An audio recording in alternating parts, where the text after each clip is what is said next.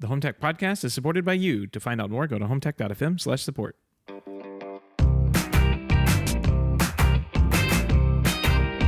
This is the Home Tech Podcast for Friday, April 3rd. From Sarasota, Florida, I'm Seth Johnson. And from Denver, Colorado, quarantine basement, I'm Jason Griffin. Hey, we're finally on lockdown too, Jason. We're joining officially. Officially. That's right. So it's what a strange time, man. I keep saying this, but what a strange time. It is. And the weeks are flying by. This is our third week now. I think third show that we've really kind of, at least on my end here in my house, that we've been quarantined, and that's kind of crazy to think about. But speaking of that, we've got a really great interview here on this episode. We'll give a short disclaimer here. It's going to be highly relevant, I think, for everyone, especially those of you here in the U.S., in the States. We're going to be doing a really deep dive with Chris Williams, who's a gentleman that I work with and privileged to work with at OneVision. He's our Director of People Operations, and he came to our company a couple of years ago with a really diverse background, including a lot of time in politics, and he's still very involved in politics at the local and state level. A total political junkie. And we leverage that skill a lot internally to help, have him help us make sense of everything that's going on. And of course, over the last 3 to 4 weeks with the whole COVID-19 situation and all of the various government programs and regulatory concerns being talked about, it's been super helpful to have him on staff. And we wanted to bring him on the show to help us pick apart how to make sense of all these various programs. And so again, if you're in the U.S., this is going to be highly relevant and a fantastic interview in terms of really giving you a broad lay of the land and very practical, useful advice about how to navigate all this. I suspect if you're overseas, obviously it's going to be a little bit less relevant, but I do suspect that there will still be some very useful information in there for you, because if I had to guess, legislation in most of the, at least certainly in the Western world, is going to look very similar. And so the names of the acts and the details of the acts are going to be different. But Chris provides a lot of sort of just framework and ways to think about these things that we hope will translate and be useful for our entire audience. Yep, absolutely. Like you said, it was a great talk. Really helped me understand a lot of the stuff that I've seen in passing. It was a really good overview of the tool. I said this in our back channel when we were talking. I said, this is a pretty good toolkit to have if you are a business owner or an employee, kind of skewing towards the business owner side. Like I said, it's a good toolkit. And I think altogether, it seemed like a pretty good way to keep your doors open. But I kept having flashbacks to our interview last week.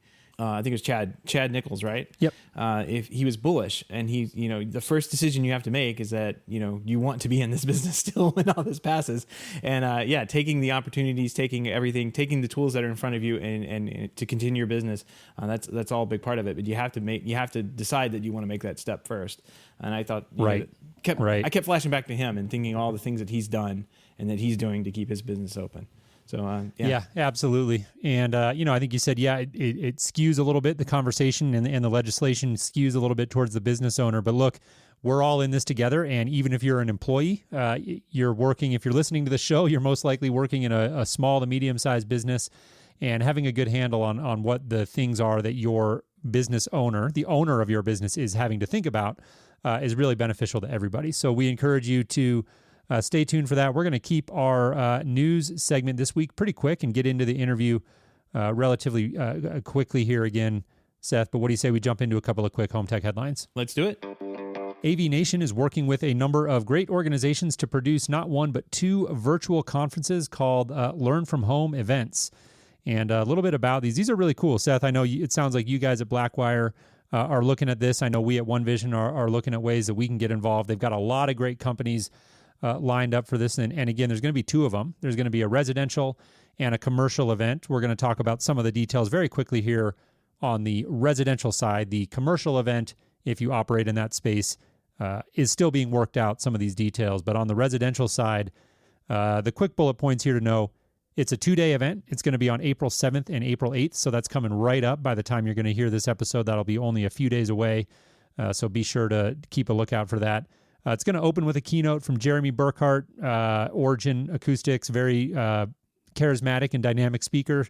From there, it'll go into some education sessions. There's going to be afternoon keynote from Charlie Kindle from Snap AV, some additional online education sessions, evening keynotes, and then going into day 2, there's going to be another keynote with some education sessions. So again, I'm not going to go into all of the details, but it's pretty cool how they have it laid out with keynotes followed by breakout sessions, and then breaks where you can go get your work done. It's not like a full day event where you got to be committed to the whole thing in order to leverage it. You can duck in and duck out and go get some work done.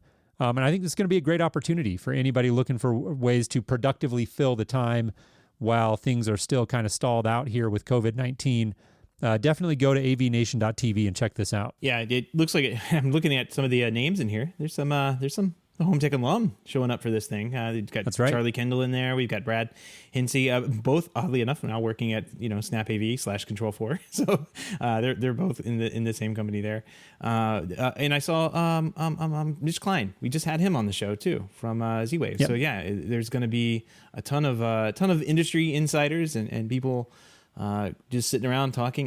This learn from home stuff is really picking up the last couple of days or last couple of weeks, and I've seen a lot of traction gain. We kind of joked about it last week of like how many webinars can I attend? Like just every day I'm inundated by That's right. like all these things. But this one looks pretty fun. Looks pretty good to go to. I know they're gonna have they're going to base some of the stuff around education, presentations that would normally be given at maybe a trade show or something like that. So you can get some valuable information out of that too at the same time. Yeah. Yep. I was on a conference call with a bunch of folks this morning who are all looking at participating in various ways. And I think it looks like a really exciting event. They've got a lot of manufacturers lined up for these breakout sessions. So as a potential attendee, you'll have a lot of options to pick from in terms of what you want to do outside of those keynotes.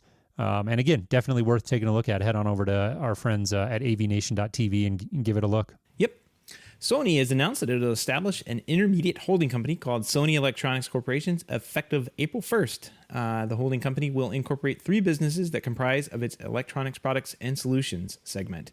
The company says this move will not only accelerate the integrated operation of the electronics businesses, but also aim to optimize its organizational structure, talent, business portfolio, and while further enhancing competitiveness and creating new business.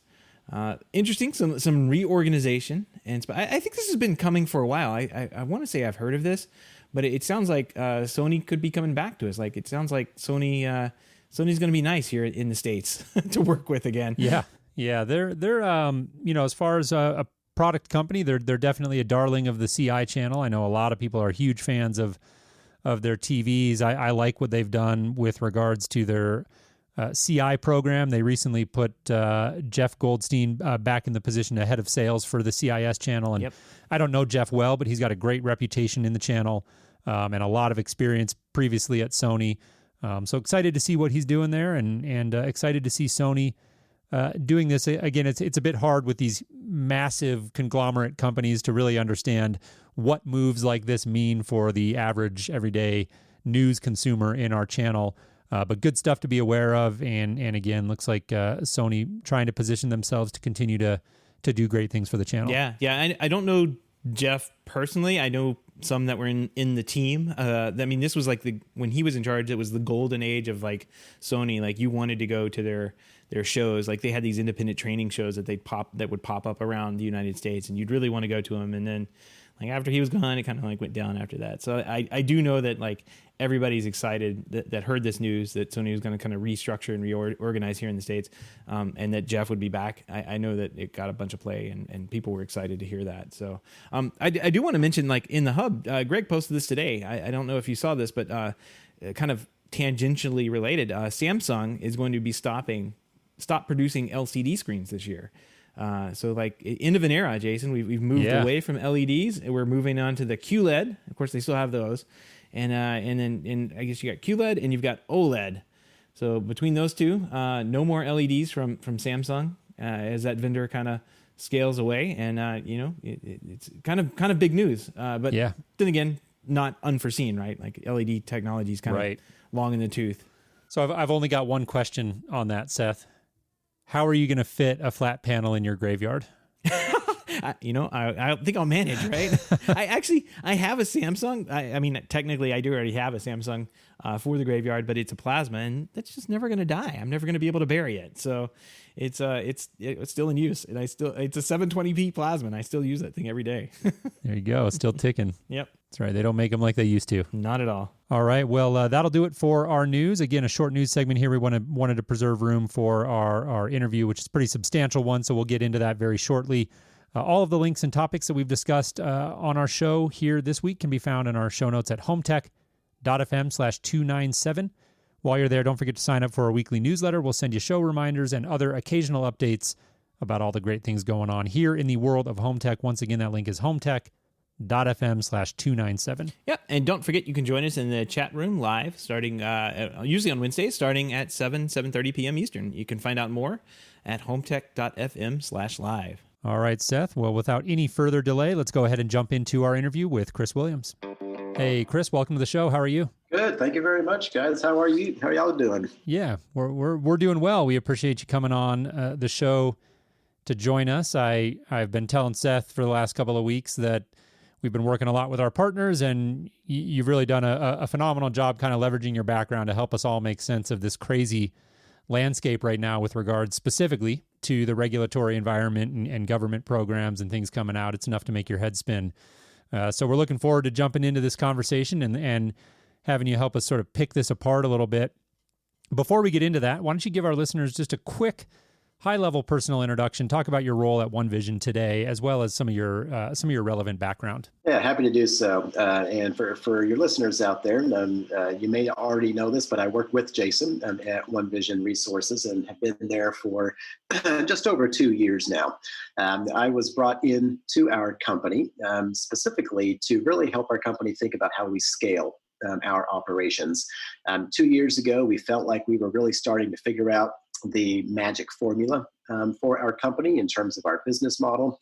And we wanted someone internal who could help us think strategically about how quickly our company could and should grow, what direction we should grow in, what speed we should grow at, and then where do we find the talent, to really stock our team with A players. So I was brought into the company to oversee that aspect of our organization.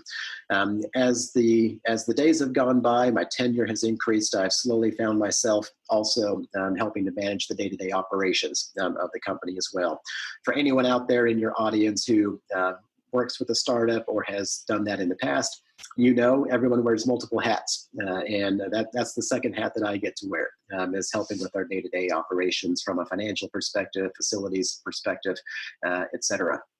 Prior to joining OneVision, I was and still am today fairly involved in local and state politics here in New England, where I've lived for about 19 years now.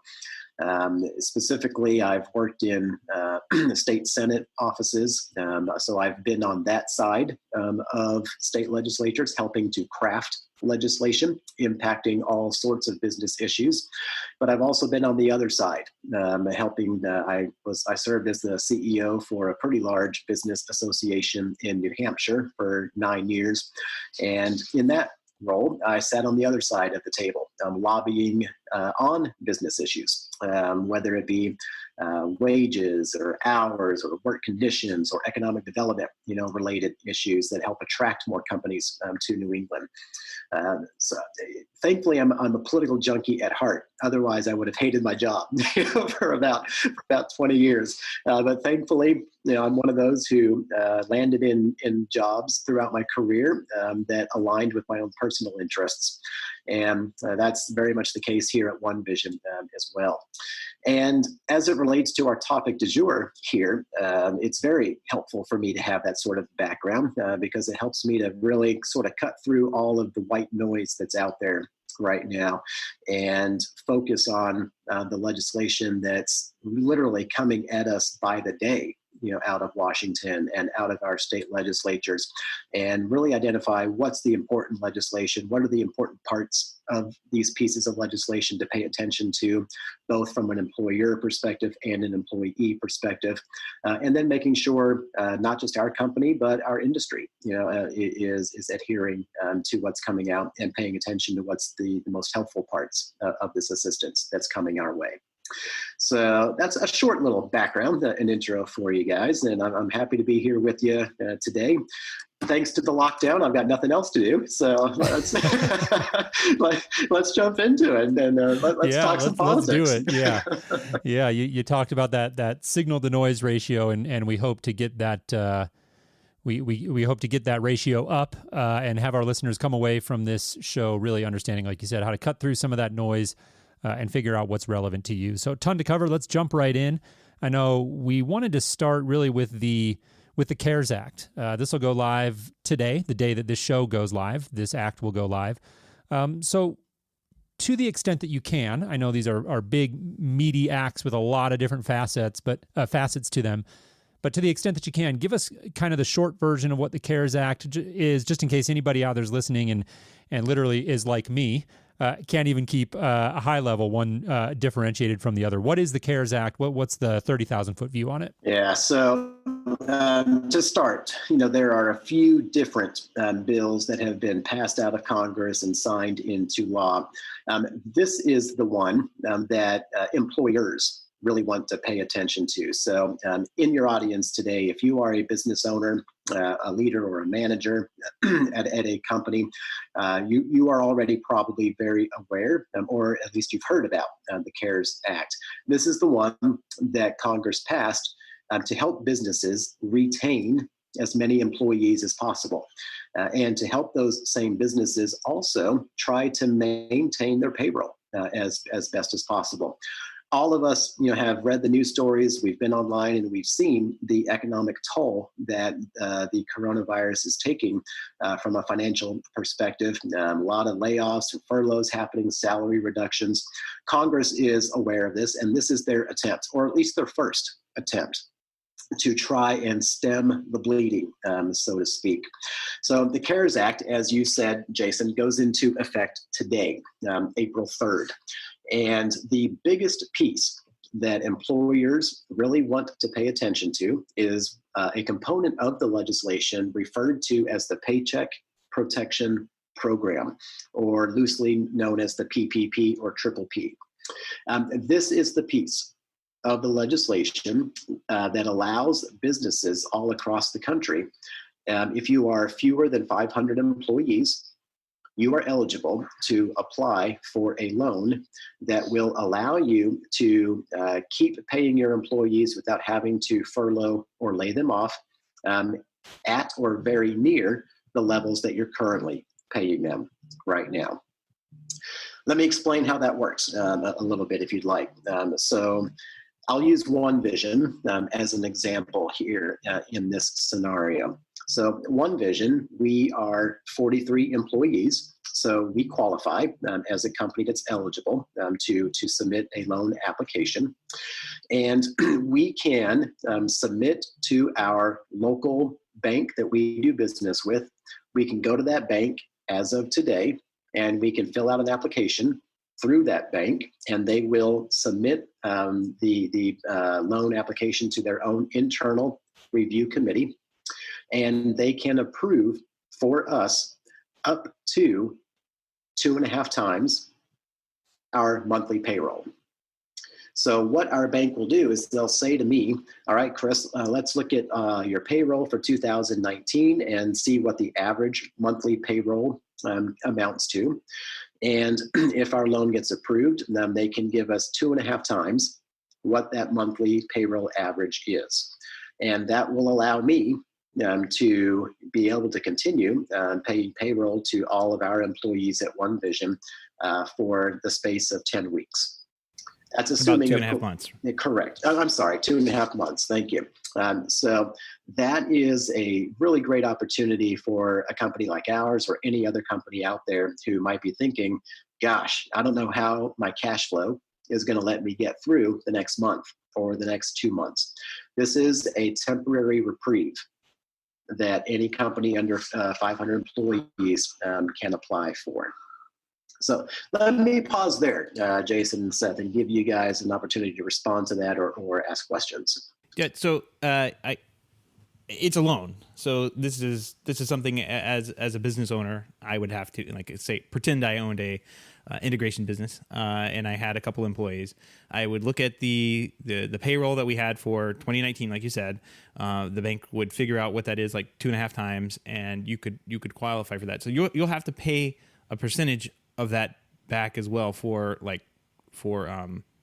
interest, right? So that I'm assuming these aren't 0% interest on these loans. Well, it depends. And I'll start by saying this is probably the best loan opportunity you're ever going to see out there. The reason I say that is that there is an opportunity for a company that applies for this loan to get 100% forgiveness. Oh, wow. On the loan, and not to have to pay any interest on it as well. The way in which an employer can do that is if they adhere to a couple of stipulations that come with the loan.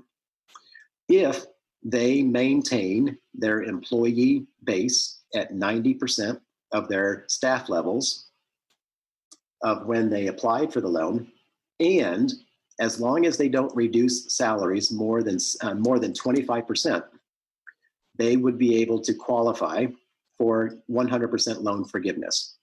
That includes the principal and the interest.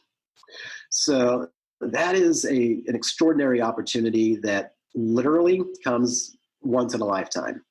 That's not something that you see come from a private lender or the public government very often at all. So again, as long as a company maintains 90% of its workforce and they keep production salaries at 75% of where they were when they got the loan, they can be eligible for that 100% loan forgiveness. Now, if a company doesn't stick to that, if they can't stick to it for whatever reason, they would then have to indeed pay some interest on that loan. That interest cannot be any more than 4%. So even then, it's still a pretty good deal. And you would also have a pretty long term on that loan. I believe at my last look, it was 10 years for the term on that loan as well. So you do have some pretty friendly parameters put around this loan. Again, the intent of this from Congress was, what do we need to do right now to get immediate assistance, and how can we make this as friendly as possible to the employers out there? Right. Really interesting. One follow-up question on that specific piece of repayment. So there's this criteria that you laid out, maintaining payroll, not cutting that more than 25%. I think you said maintaining 90% of your workforce. Was that correct? Correct.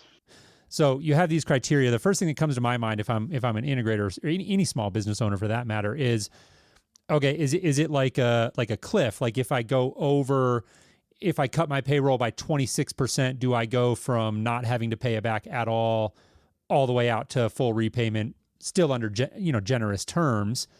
Or is there kind of a sliding scale there? Or maybe we don't know. I know some of the details are still being fleshed out on this stuff, but how does that work once you get to those thresholds? Yeah, great question. So this would be more prorated or on a sliding scale. It would not be that cliff that you're referring to. As you also said, the U.S. Treasury, SBA are still putting the final details together, but they have touched on that already enough to let us know that it would be some sort of a sliding scale that rather than all or nothing. Got it. And I have one more question on this act specifically. You made a comment earlier when you were explaining it, and you said, you going back to the OneVision example, Chris, you could go to the bank today, Friday, and say, hey, we want to apply for this loan. And then you made a comment, the bank could approve us. Are there circumstances under which the bank could deny you, and what would those be? Yeah, there are very few obstacles to getting approved for this loan. Literally, the biggest and single obstacle that I have found, other than you have to be under 500 employees, is just how quickly you can get your loan application submitted. The government has set aside $350 billion for this loan program. That sounds like a lot of money. However, when you start thinking about the sheer number of companies across the U.S. that have fewer than 500 employees, and by the way, keep in mind, this program also, it's not just C Corps and S Corps, it's LLCs, it's sole proprietors, self-employed individuals who are eligible for this. So when you start adding up all of the potential applicants, that fund of $350 billion is going to get depleted pretty quickly. So to those listeners out there, if you haven't already put your application together, I hate to say this, but stop listening and go fill out that application and then come back and listen to the rest of this podcast. Yeah, absolutely. Do it now. Or keep listening. I mean, it's a podcast. Like you're going to be on hold for a while. Cool. Well, that's super helpful. We can shift gears to some of these other acts in just a second, but Chris, is there anything else high level on the CARES Act?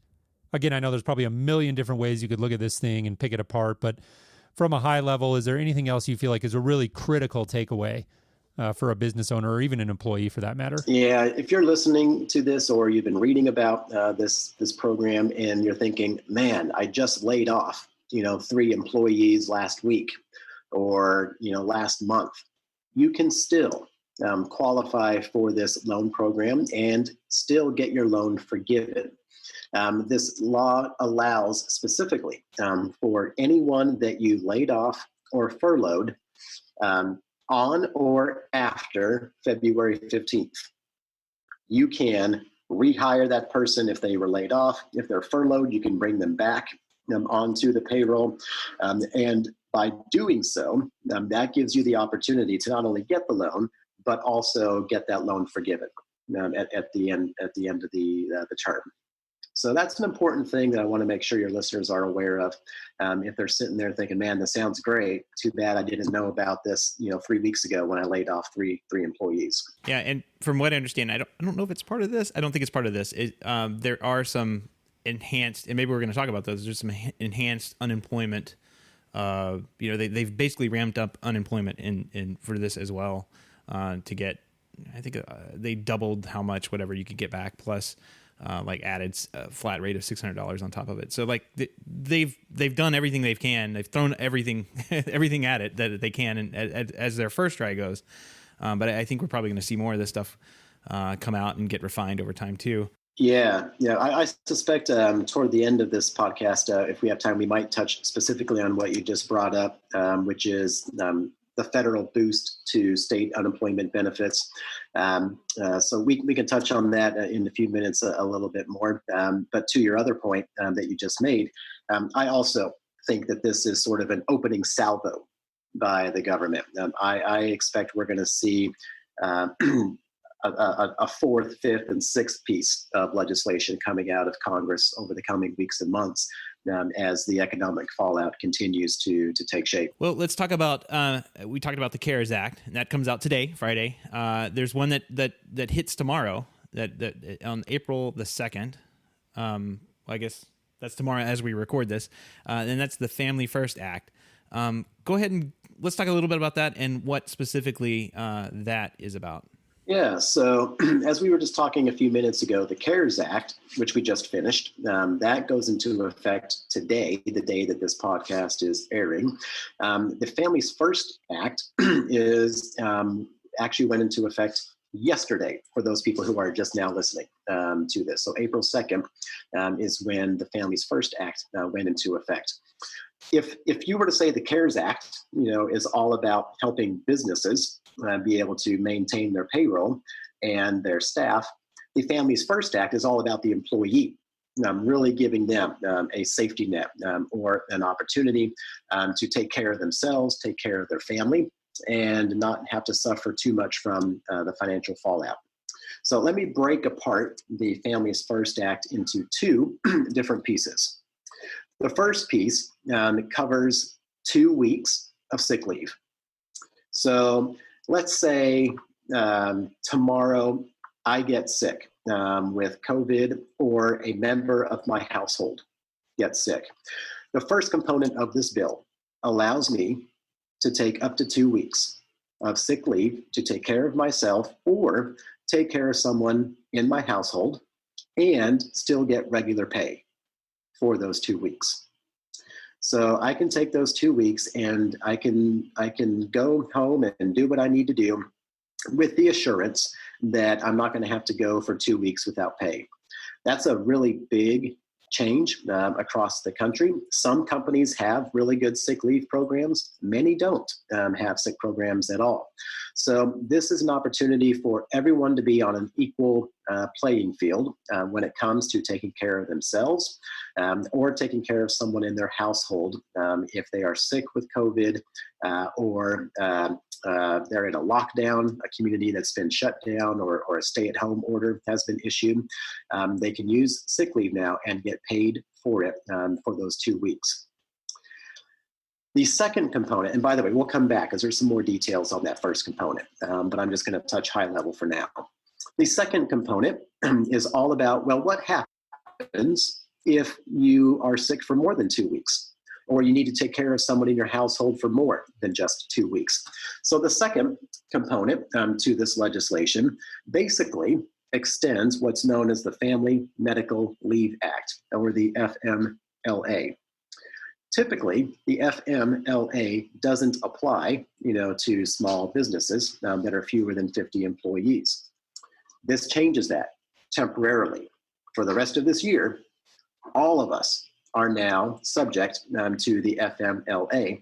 And what that does is it allows an employee, if they continue to be sick past those first 2 weeks, or they have someone in their household that's sick for beyond 2 weeks, they can now take up to 12 weeks of leave from their job, focus on their family, and still get partial pay for those weeks. So the first component of the law allows for an employee in certain circumstances to get full pay for the first 2 weeks. And then for weeks number 3 through 12, they can get partial pay to continue taking care of their family. So that's the real high level overview of the Families First Act and the two pieces that make up that act. Let me pause there and give you guys a chance to ask questions or dive more deeply into either of those pieces. Yeah. Perfect, because I got a couple of questions. So, number one, I'm looking at the page on the Department of Labor.gov website, and the very first sentence says, Families First Act requires certain employers to provide employees with paid sick leave. So I've got two questions on that. I'll let you answer them, the first one before I ask the second one. Number one, is this on top of, if I'm a business owner and I've already got, let's say, an employee who's got a balance of, or I've got a paid sick leave policy in place, or maybe a paid time off program in place, how do those two line up? Is this on top of any existing programs that I have, or does it kick into effect first, if that makes sense? It does. Yeah, and that's an important question from an employer's perspective. Employers who are listening to this need to be aware they cannot force or mandate that their employee use other paid time off first. The employee has the right to first use this emergency leave before any other earned paid time or sick time takes effect. So very important question from the employer's perspective. Got it. And would the employee have the option to, because I know you set out there's kind of two tiers. If it extends past a couple of weeks, then you can go to 2/3 pay, I think is what you said. And so getting way down in the weeds now, I think if I'm sick past 2 weeks, I'll frame this question from the employee's angle. If I'm sick for past 2 weeks and I've got a paid time off balance banked, do I have to now make a choice to use my PTO or to take the 2/3 additional benefit? Yes.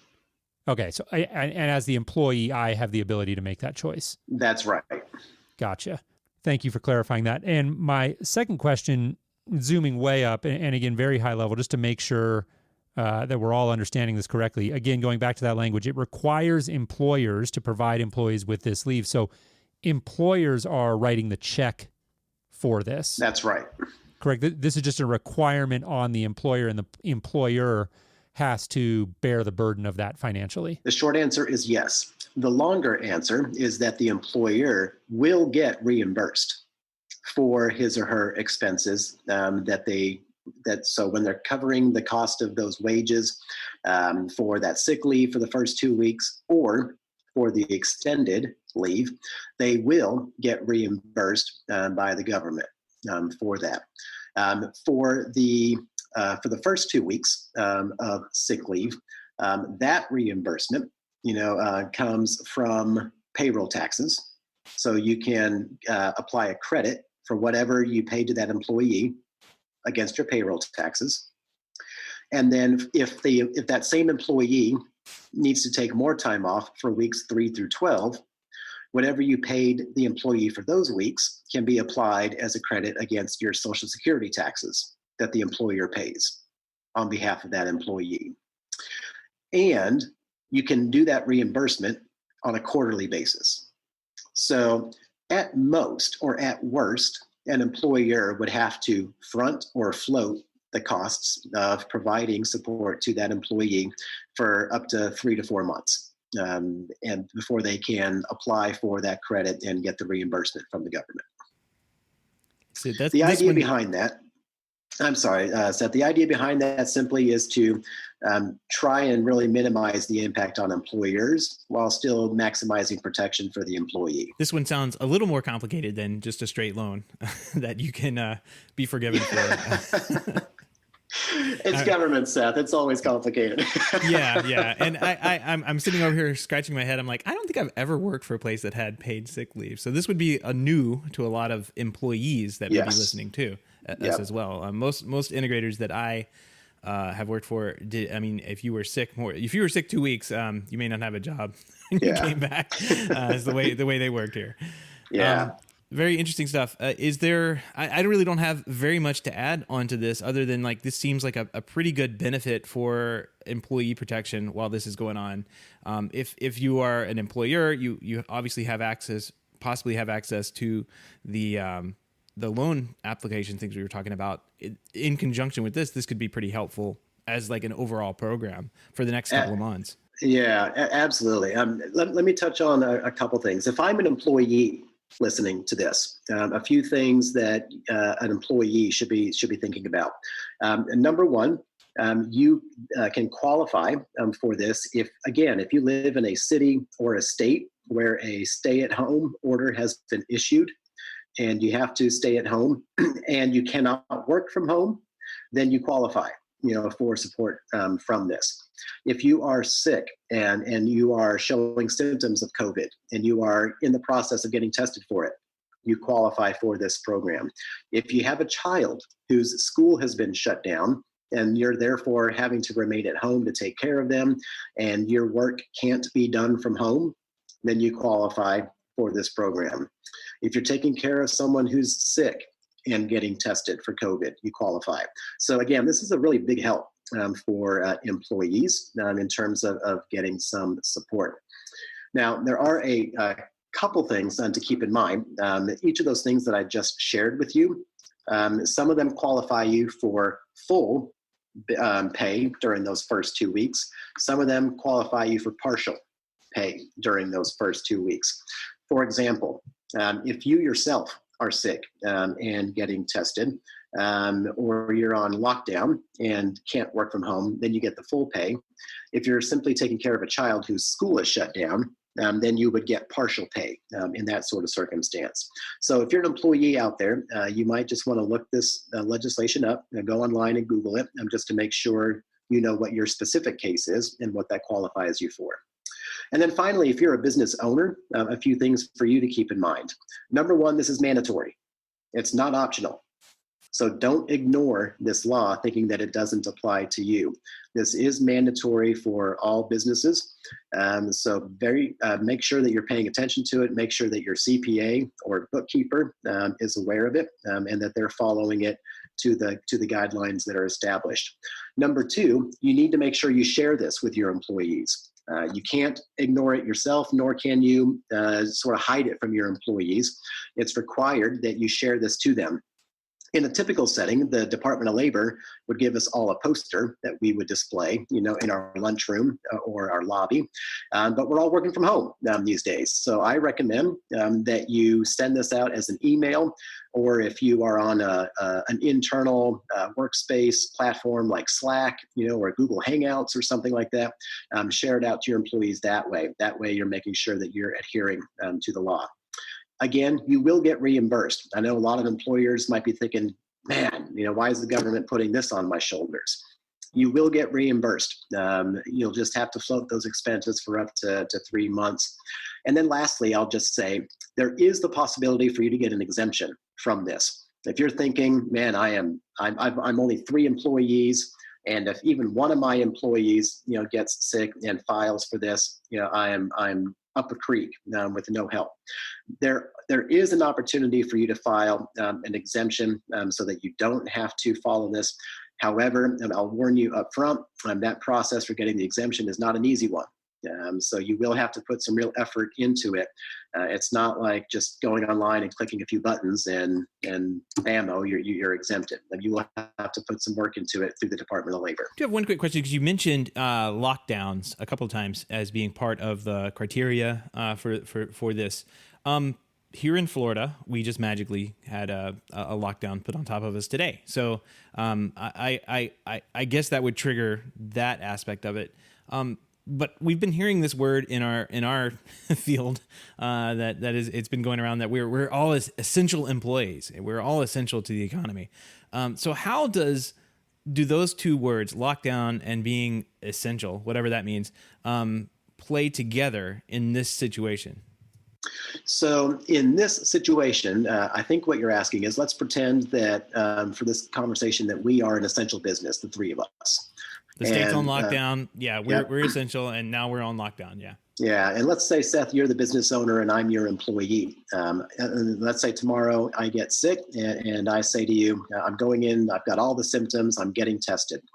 In that case, you would still have to allow me that sick time. You would have to allow me to take that time to go get tested. It doesn't matter if I'm an essential employee or not in that case. Okay, yeah. Now, that said, there are other companies that are considered emergency service providers who, and the big example of that are healthcare, providers. They are exempt from this. So rather than owning an integrator company, let's say we owned a private medical practice, and again, you're the owner. In that case, because we are an emergency service provider, we as a business would not be covered under this act. We would be exempt from it. Right. Okay.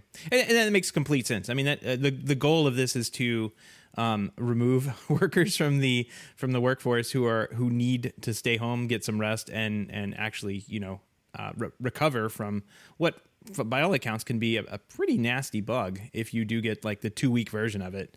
It sounds like so that's good. Kind of want to move on to the last thing that we want to talk about here, and that is some other loan programs that I think are being offered through the SBA. That we've kind of touched a base on this a little bit. I think there was a CE Pro story that we floated across the show maybe last week or the week before that kind of touched on this. But let's go ahead and give us a broad overview of what the SBA is doing to help out our industry, integrators specifically.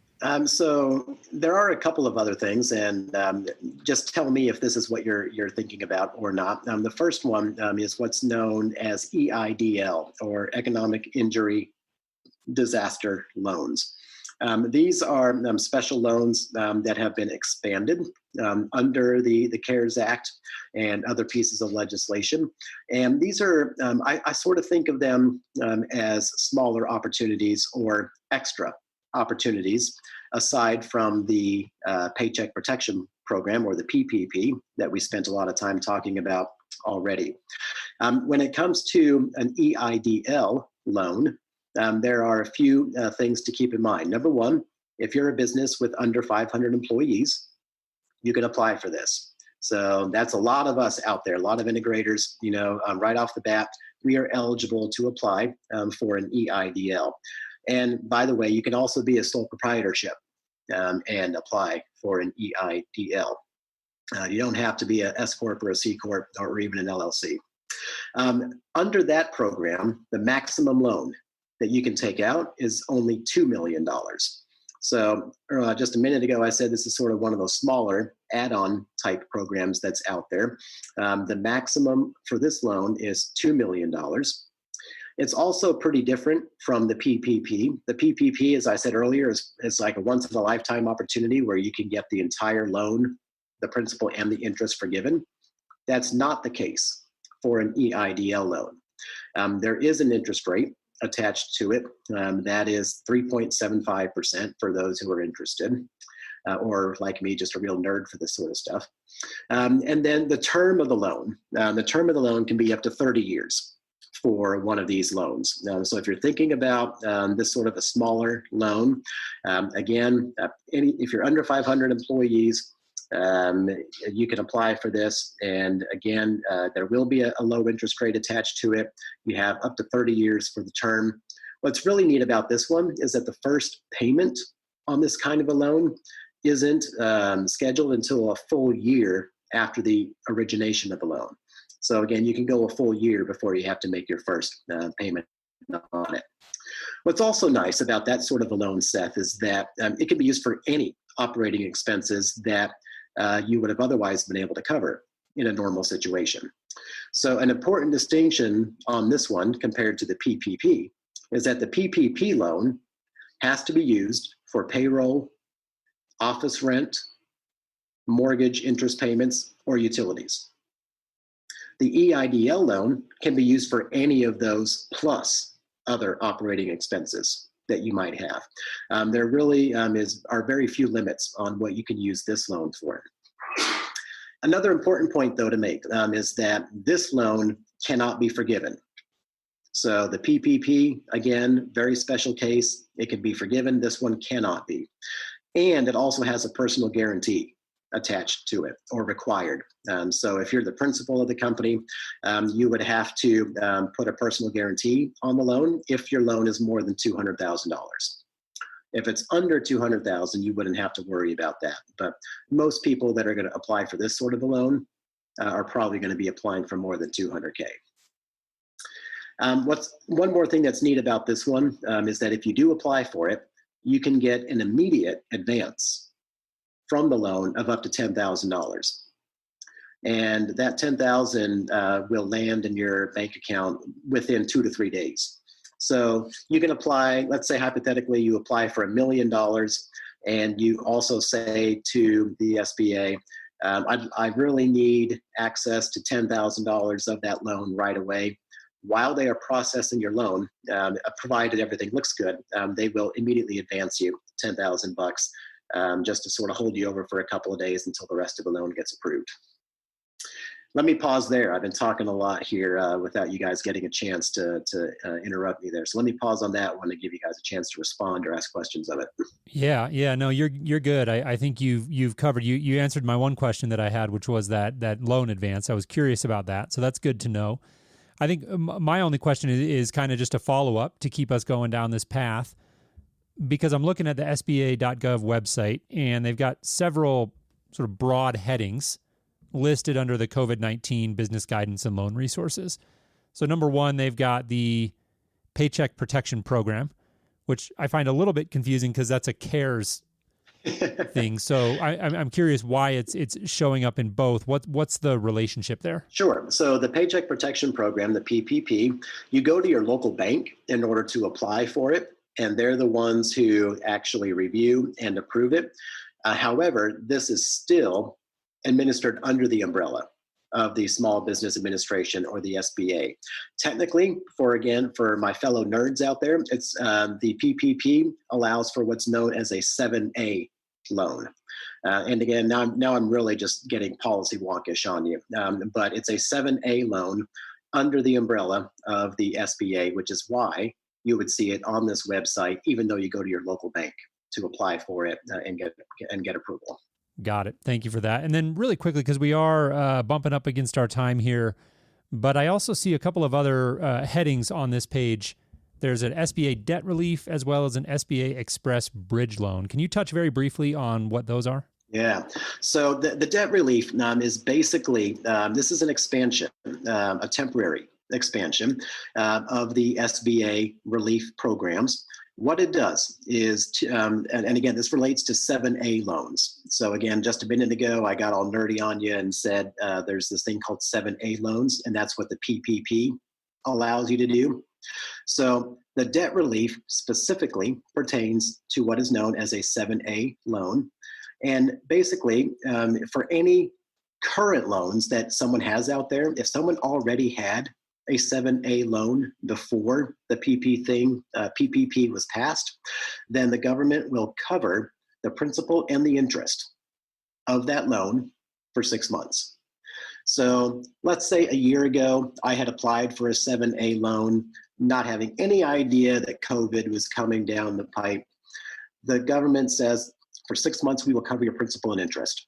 The second thing that the debt relief component does is it says for any new loans under the 7A program, the government will cover the principal and interest as long as that loan has been issued before September 7th of this year.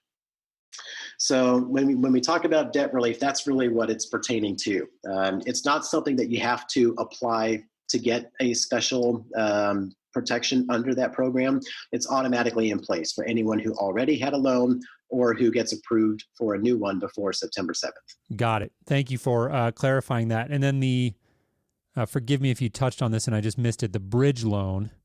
Again, quickly, and we'll shift gears because I want to actually ask you a couple of questions about state unemployment. I think there was some stuff there you alluded to earlier. But the bridge loans, again, just give me the quick version on that one. Yep. So you're referring specifically to what's known as the SBA Express loan. So the Express loan program is already out there. The Express Bridge loan is an add-on to that. Basically, if you already have a relationship with an SBA lender, then the bridge loan gives you the opportunity to borrow up to $25,000.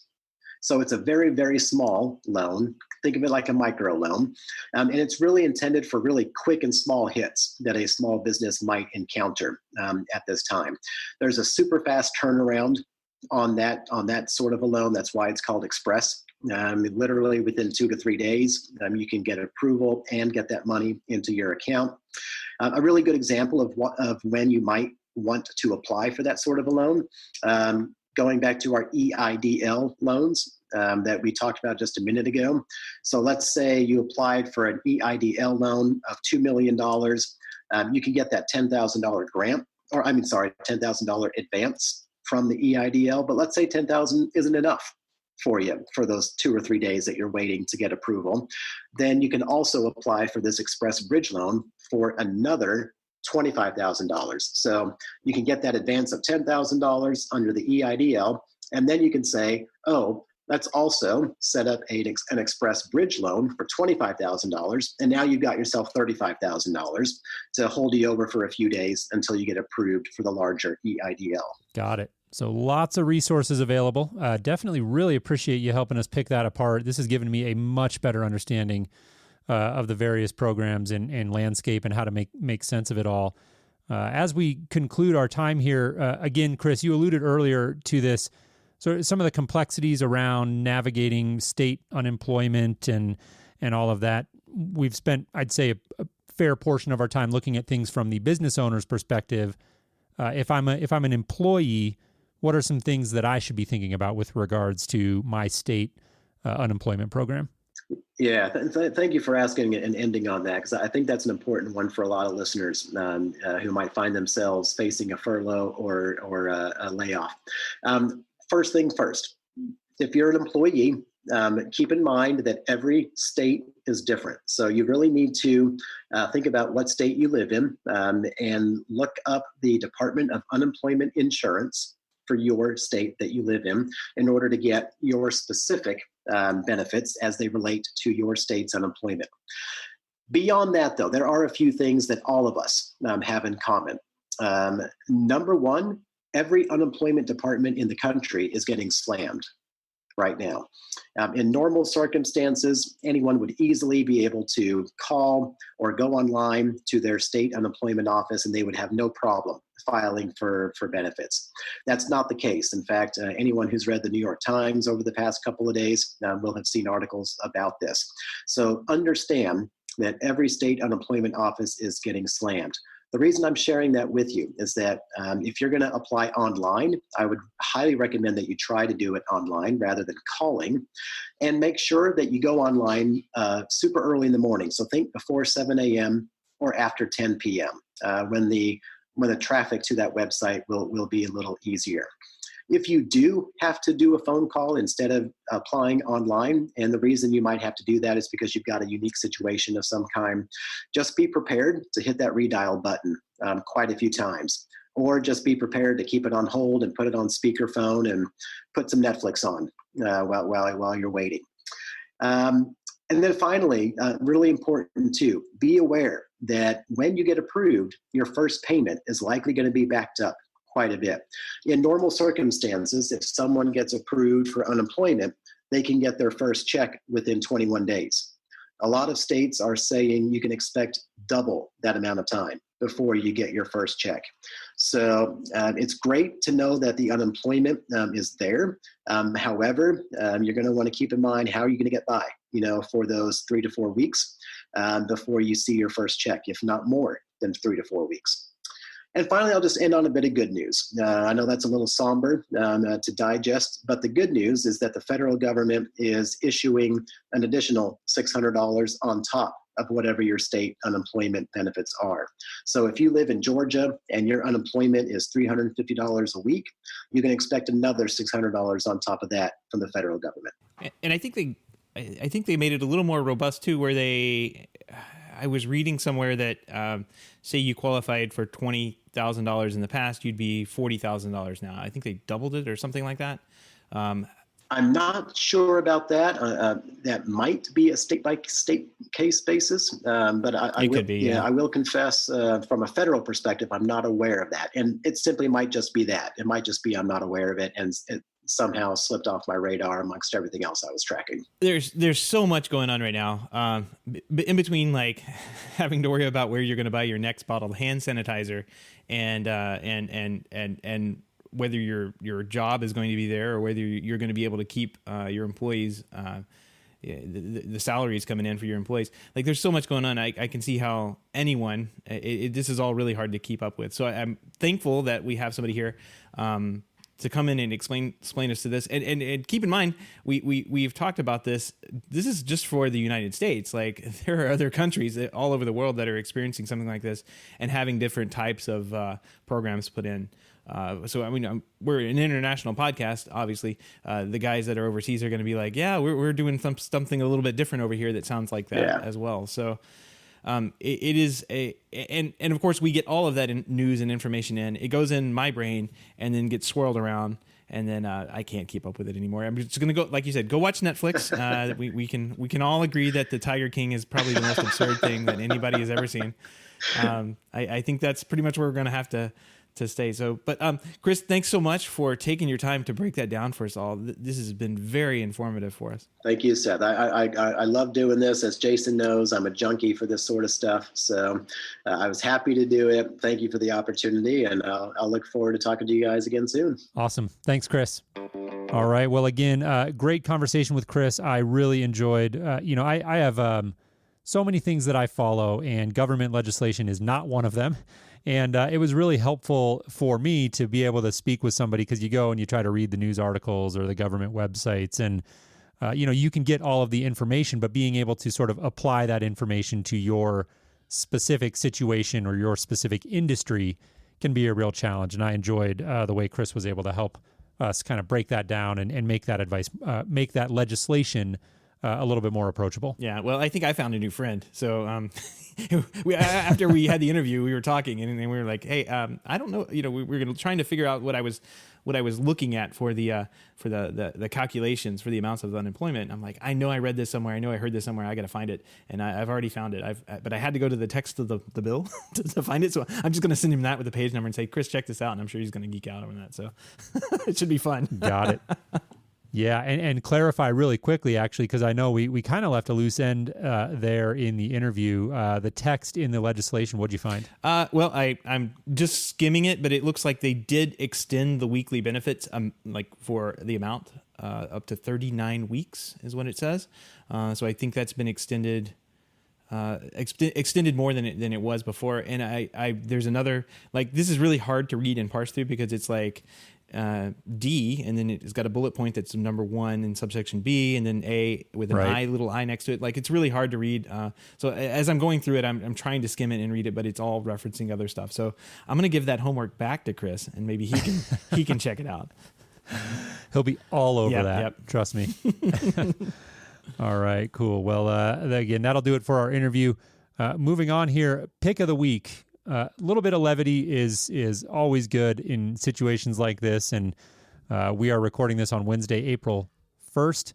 Seth, Josh AI inaugurates the politically correct smart home. I saw this. In honor of the 2020 election, they're proud to offer clients a freedom of choice like never before, political mode. This new software updates, it lets users set their Josh AI system's verbal responses to any of the nation's presidential candidates. This innovative personalization feature will surely inspire politically charged debate among family and friends, just what we need. Adding yet another element of joyous elegance to the Josh AI experience. This is funny. Yeah, there's a good video of it. And you know what? I commend Josh AI for putting this out. Go check it out because a laugh is always good. And number one, at the end of the video, Alex Capisulatro, the founder and CEO, comes on and issues a very sincere, quick statement like, hey, we know that things are really serious and dire right now. And so let's acknowledge that and let's continue to work through all of that. But we wanted to make sure that we still had a little bit of fun. And for anyone following the channel or follows Josh AI at all, you'll know that they've kind of become known for these April Fool's jokes. Yep. And so I was actually happy to see this come across my feed today. I was wondering what they were going to do this year, and my hat's off to them for another good one. Yeah. And I noticed there's like Google canceled their practical jokes, but this isn't really like a practical joke. This is more of like this is in the vein of the things that I like to see. Like it's a fake product. Satire. Yeah, it's satire. Exactly. This is exactly up my alley. So good on them for putting this together. It is kind of funny and creative, and like you said, we are facing some tough times here around the world, and it's always good to laugh during those times. So laugh when you can, and this is definitely one of those times when you can do that because this is pretty good, pretty well put together here. Yeah, well done as always. So go give that a look. If you have any feedback, questions, comments, picks of the week, or ideas for a show topic or guest, give us a shout. We'd love to hear from you. Our email address is feedback@HomeTech.fm, or visit HomeTech.fm/feedback and fill out the online form. We want to give a big thank you to everyone who supports the show, but especially those who are able to financially support the show through our Patreon page. If you're not able to do that, we totally understand, and you can help support the show other ways, particularly by giving us reaching out and giving us a 5-star review on iTunes or a positive rating in the podcast app of your choice. We totally understand that this day and age, it's like not patron pledges are probably the first thing on the budget that are going to get cut by people, and we would just kind of want to be aware of that and extend an offer. You know, if you've got to cut the patron pledge, we totally get that. We don't just so you know, like we don't kick you out of the Slack chat. You can still get in there, talk. You know, you're not going to get kicked out. So we appreciate the support when we can get it, but we totally understand when it's got to get cut off. Yeah, especially this day and age. Yep. Well said. All right. Well, thanks everyone for tuning in. Again, we hope you found the show helpful and relevant no matter where you are in the world. We enjoyed putting this one together. We hope you're all staying well and safe and sane in this time of social distancing and quarantine. We'll be back next week with another episode. We appreciate you tuning in. Seth, I hope you have a great weekend. Yep. Jason, have a great weekend, and I'll talk to you next week. All right. Take care.